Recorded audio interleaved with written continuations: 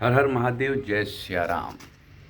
उम्मीद कर सकता हूँ कि आप लोग बहुत ही अच्छे होंगे। यार मैंने ना एक लाइनिंग सोची कि मैं ना डायरेक्टली बोलूँगा, ठीक है। Welcome back to my another video. Welcome back to my channel and another video. आप लोगों को मतलब क्या बताऊँ यार, क्या बताऊँ। आज मैंने जो सोचा, यूट्यूब चैलेंज का 30वां वीडियो है ये। और मैं आप लोगों को जो बताने वाला हूँ वो एक ऐसी बात बताने वाला हूँ जो कि मेरी रियल लाइफ से जुड़ी है। रियल लाइफ बोले तो मेरी रियल लाइफ में कुछ ऐसी घटनाएं हुई जिनकी वजह से नहीं बोलेंगे, इसको इसको बोलेंगे। एक सपना था मेरा कि मैं ना कभी भाग के ट्राई करता हूँ होता क्या है, और मैं रह पाता हूँ कि नहीं रह पाता हूँ। क्योंकि काफ़ी लोग कह रहे थे तू अकेले कहीं नहीं रह सकता, तुझे लोग पोपट बना देंगे, तुझे लोग चूतिया बना देंगे। अगर मैं सच बोलूं तो यही ट्राई करने के लिए, ट्राई भी नहीं, मेरे पास सिचुएशन आ गई थी, मेरे साथ ऐसा समय भी आया था कि मुझे वो करना पड़ा था। शायद वो मेरी पहले की कभी चाहत रही होगी जो पूरी हुई। पहली बात। दूसरी बात, मैं ना एक बार घर से भागा और मैंने किसी को बताया नहीं मैं कहाँ हूँ, क्या कर रहा हूँ, कहाँ रह रहा हूँ। भाई साहब, मैं भागा, ठीक। भागने के बाद मैंने काम भी किया, पैसे कमाने के बारे में भी सोचा। पैसा कमाया भी, ऐसा नहीं है कि सोचा मैंने। नौकरी की, पैसा नहीं मिला। फिर मैंने चाय की दुकान डाली, टपरी। चाय की दुकान में फ़ायदा हुआ मुझे। मुझे शर्म भी नहीं आ रहा था, मुझे पैसे भी मिल रहे थे। बट मेरे साथ जो सिचुएशन हुई ना, मैंने सब कुछ ठीक ठाक करा के नौकरी में मुझे पैसे नहीं मिले। भाई काम करने के बाद मैं बनारस की बात कर देता हूँ। चलो 8-10 दिन वाला पैसे जो मारा वो एक नियम से, मुझे वहाँ पे रहना भी नहीं था। लेकिन एक बाउंसर की नौकरी जब मैंने की तो वहाँ पे मैंने 20 से 25 ड्यूटियाँ लगाई। 20 से 25 ड्यूटी का मुझे 2400 रुपये मिले, जिसमें वो 2500 बोल रहा है। मैंने मान लिया चलो 100 रुपये के लिए कोई बड़ी बात नहीं है। और मुझे पैसे नहीं मिले, ठीक है। मेरी 9000 की सैलरी थी, दिन भर के हिसाब से 9500 रुपये की थी। दिन के हिसाब से 300 350 रुपये डेली का मेरा बन रहा था, 300 300। उस बंदे ने मुझे पैसे नहीं दिया, आप हिसाब लगा लेना, ठीक है। दूसरी चीज़, भाई जब मैं नौकरी उस टाइम पे कर रहा था ना, मेरे साथ अचानक से क्या हुआ, मुझे ऐसा लगा कि वहाँ के सब लोग मुझे जान रहे हैं, सब मुझे पहचानते हैं। वहाँ के लोग मुझे बोल रहे थे ना, मुझ पे किसी ने कुछ करवा दिया है। किसी एक बंदे ने मुझे बोला, मैंने बोला अचानक से मेरे साथ रात में कुछ हुआ। मुझे थोड़ा बहुत याद है कि मैं चिल्ला रहा था।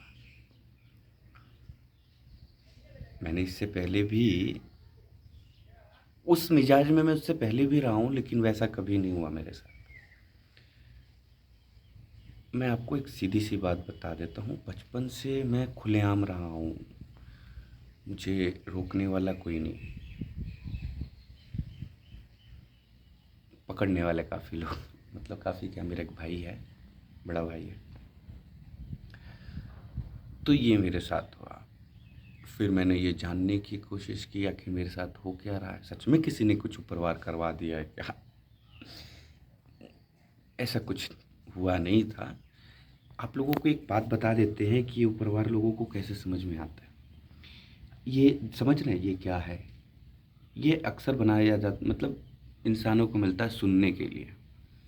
अगर आपके इस कान में अगर वैसी बातें पड़ जाए ना, जैसे, तो आपका जो यहाँ से सुन के जो यहाँ जाता है ना, ये माइंड, इसको नहीं, ये तो कर्म है, कर्मा है। यहाँ से घुस के जब अंदर घुसता है ना, तो माइंड से दिमाग को टच करता है और दिमाग की मेमोरी में जाके सेट कर जाता है, एक वायरस की तरह। उसको वायरस बोलते हैं। तो वो मेरे कान में सच में कराया क्या, किसी ने सच में कराया क्या, मुझे किसी ने सच में ऐसा कुछ हुआ। मैंने पता किया। उसी बीच में मुझे लोग परेशान भी कर रहे थे, पता नहीं क्यों। शायद मुझे ऐसा लग रहा था, मैंने इग्नोर कर दिया। भाई ऐसा तो कुछ हुआ नहीं था, लेकिन मेरे साथ जो हुआ, मुझे सच में ऐसा फील कराया गया कि ऐसा होता है। अगर तुझे लोग ऐसा बोल रहे हैं तो चुपचाप रहना, देखता जा। भाई वही सब करके मैं चुपचाप हो। मेरे साथ ऐसा कुछ ऊपर वार नहीं हुआ है यार। हाँ, मैंने उस स्पिरिट को, उस ताकत को, उन शक्तियों को महसूस किया है, और मैं जानता हूँ कि वो स्पिरिट, वो ताकत कैसे आएगी। स्पिरिट भूत को बोलते हैं ना, और मैं बोलता हूँ कि अगर वो भूत है तो भय है, अगर मैंने माना तो वो भगवान है। मेरा अभी तक उसने कुछ बिगाड़ा नहीं, मेरा अभी तक उस शक्ति ने कुछ बिगाड़ा नहीं।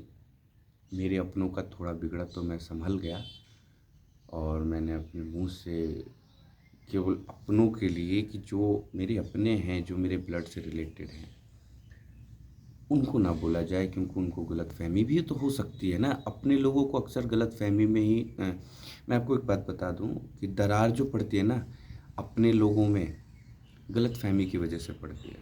ये भी बात सही है। तो अपने लोगों में गलतफहमी से दरार पड़ सकती है, तो उनको बुरा लगे तो कोई बात नहीं, इग्नोर करना। बट कोई जान के भी अगर अनजान बने, भैया उसको ना पहले तो बताना, और बता के फिर सज़ा तो ज़रूरी है।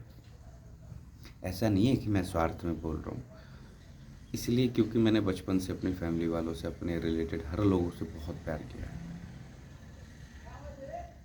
इसीलिए मैं भगवान से भी लड़ने की क्षमता रखता हूँ उन लोगों से। आज की 30वीं वीडियो में जो यूट्यूब चैलेंज का था, ये बोलना इसलिए ज़रूरी था क्योंकि मेरे मन में बहुत खटक रहा है। अगर जो भी सुन रहा है ना, समझ रहा है, भाई मुझे ना सपोर्ट करो, चैनल को सब्सक्राइब कर दो। इसलिए क्योंकि मैं ना इसके बारे में 1 साल के बाद, मतलब 365 वीडियो मेरी कंप्लीट हो जाएगी ना, मैं आपको बताऊंगा कैसे महसूस करते हैं, क्या करते हैं। लेकिन वही है ना, सबसे पहले सीखना ज़रूरी है। कैसे सीखते हैं, ये आखिरी वीडियो होगी। हर हर महादेव, जय श्री राम। ये इतना बनाने के बाद मुझे भी कुछ नॉलेज मिल जाएगा। एक्सपीरियंस करने से एक्सपीरियंस मिलता है। जय श्री राम, हर हर महादेव।